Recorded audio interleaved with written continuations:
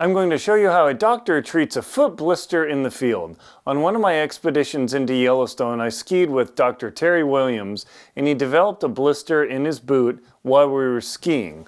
We talk about how to repair these things in our book, Adventure Expedition 1, links below, but let me show you how a real emergency room doctor with 30 years of experience treats a blister on his foot in a ski expedition. Terry's taking a break here, and he said he's got a little bit of a hot spot, so we're going to have to break down his rig and make sure his foot's doing okay. My heels, always, no matter what I do, always get a little rub spot, so this morning I put 2 of my tough skin band-aids on there, and so far so good.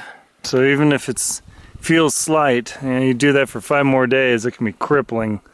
So it's definitely something to take care of. Any doctor's advice here? I agree with you completely.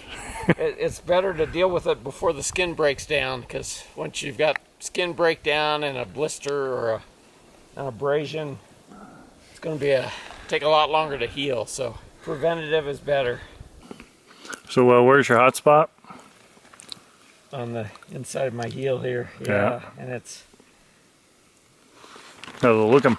It's already a blister. Oh! Should have done this last break. Oh, yeah, boy. Yeah, sure enough. Okay, well, it's a good thing we can call a doctor here, huh? All right. So,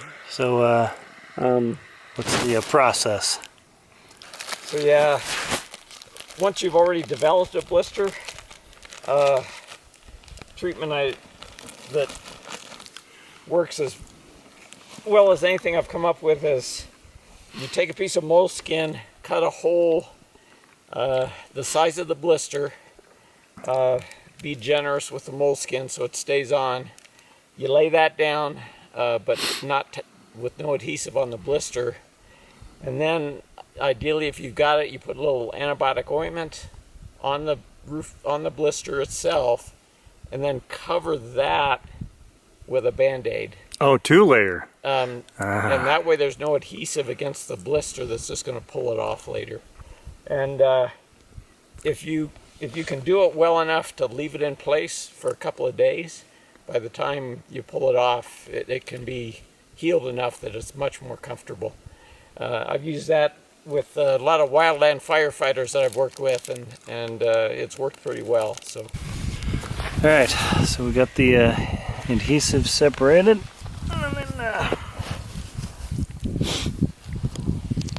oh wow, so a nice big hole. Yeah, you want to get past the edges of the blister. Yeah, and like I say, cut yourself a generous piece so it stays on there. Don't be cheap, huh? Yep, right. Now ideally, I put some antibiotic ointment over that part, but I'm not laying my hands on it real easy here, so. And then I suppose you get your hands all greasy and then it gets in your gloves. Yeah, so we're gonna do without that, and yeah, then you just protect the blister roof with a Band-Aid, and just try to put the pad of the Band-Aid touching the blister so it's not gonna pull it off later. All right.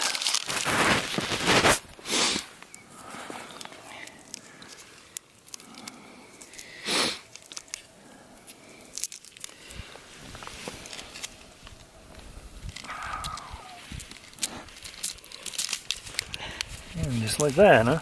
So that's the idea. Yeah, and now that'll protect it. It'll feel much better, and I can keep skiing. And like I say, if that'll stay put for a couple of days, I'll leave it there and not disturb it. But if it's peeling off at nighttime when we stop to camp, I'll take it off and redress it in the morning before we get started. All right, so you just if it's starting to fall apart, just rip it off and go again. Don't try and recover it. Don't try to keep laying it down, because it just will wad up inside your sock and create more problems the next day you've got to ski.